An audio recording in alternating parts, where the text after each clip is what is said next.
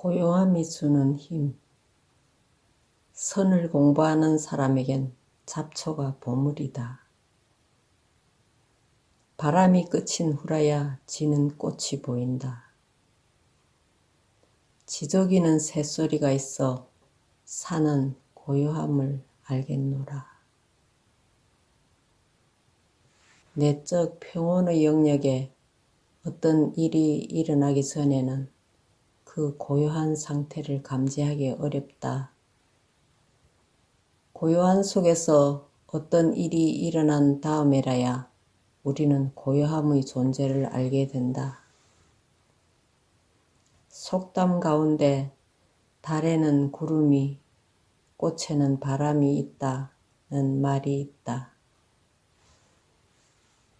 우리는 달의 한 부분이 구름이나 나무나 풀잎에 가려져 있음을 볼 때 달이 얼마나 둥근가를 새삼스럽게 느낄 수 있다. 달 위에 아무것도 가려진 것이 없이 맑은 달을 볼 때는 무언가를 통하여 볼 때처럼 그렇게 둥글다는 감은 느끼지 못한다. 선을 행하고 있을 때 우리는 완전한 마음의 고요 속에 잠긴다. 아무것도 느껴지는 것이 없다. 그저 앉아 있을 뿐이다. 그러나 앉아 있음으로써 경험한 평온이 일상생활 안에선 우리에게 힘을 불어넣어 준다. 그러므로 사실상 선의 귀중함은 앉아 있는 동안에 알 수 있다기보다는 일상생활 속에서 평가되어진다. 이 말은 선을 소홀히 해도 좋다는 뜻이 아니다. 비록 자세를 취하고 앉아 있는 동안 별로 느껴지는 것이 없다 해도 이러한 선의 경험을 갖지 못하면 아무것도 찾아지는 것이 없다는 것이다.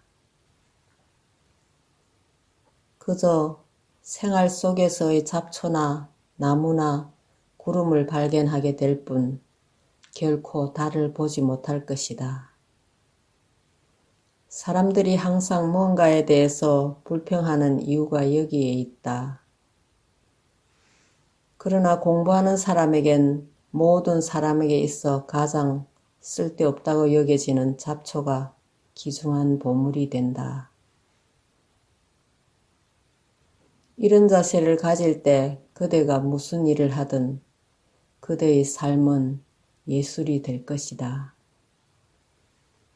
선을 행할 땐 무엇을 이루려고 애쓰지 말라. 다만 완전히 고요해진 마음으로 앉아 있을 뿐 그 어디에도 의존해서는 안 된다. 어디에 기대지도 말고 숙이지도 말고 다만 몸을 똑바로 세우라. 몸을 꼿꼿이 세워두면 그 무엇에도 의존하지 않는다는 뜻이다. 이런 방법으로 그대는 육체적으로 또 정신적으로 완전한 상태의 평온, 고요한 마음을 얻게 된다. 그러나 무언가에 의존하려 하거나 선을 통하여 무언가를 해보려고 애쓴다면 그것은 이미 양면성을 띈 상태이며 완전한 고요의 경지는 아니다. 매일의 생활 속에서 우리는 보통 무언가를 하려고 애쓴다. 어떤 것을 다른 것으로 변화시키려고 애쓴다. 무언가를 이루려고 애쓴다. 이런 노력은 다만 그 자체만으로도 우리 참된 성품, 진면목의 표현이며 드러냅니다. 그 의미는 노력 자체 속에 들어있다. 우리가 무언가를 이루기 이전에 노력이 가지는 의미를 찾아내지 않으면 안 된다. 나의 스승은 깨달음을 얻기 이전에 깨달음에 가 있어야 된다고 하셨다. 깨달음의 진짜 의미를 아는 것은 깨달음을 얻은 다음의 일이 아니다. 무언가를 하려고 애쓰는 노력 그 자체 속에 깨달음이 있다. 우리가 어려움이나 불행 속에 처해질 때 거기에서 우리는 깨달음을 얻는다. 모욕스러운 처지에 놓일 때 거기에서 평정을 찾아내야 한다.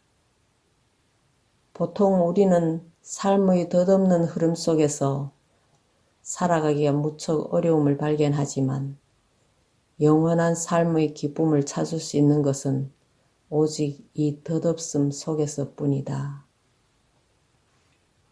이러한 인식을 간직하고 계속 수행해 나간다면 스스로를 향상시킬 수 있다.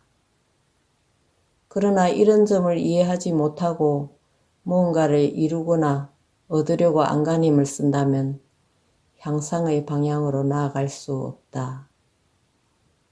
목표에 이르려고 발버둥질을 하다가 되려 방향을 잃고 말 것이다. 그리고 어려운 문제들 속에서 끊임없이 고통을 느껴야 할 것이다. 그러나 올바른 인식을 갖춤으로써 향상의 길로 갈 수 있다. 그러면 그대가 무엇을 하든 그게 비록 완성된 작업이 못 되더라도 그대의 가장 깊은 내면에 자리를 잡게 되고 차츰 어떤 것이 성취될 것이다. 무엇이 더 소중한 것일까? 깨달음을 얻는 것과 깨닫기 이전에 이미 그 상태에 이르러 있는 것, 억만장자가 되는 것과 억만금을 벌지 못하더라도 조금씩 노력하는 가운데 삶을 즐기는 것, 성공을 하는 것과 성공을 하려는 노력 속에서 어떤 의미를 찾는 것, 어느 쪽일까? 만일에 그 답을 알 수 없다면 그대는 선수행을 할 수 없을 것이다. 만일에 안다면 삶의 진정한 보물을 찾은 셈이 될 것이다.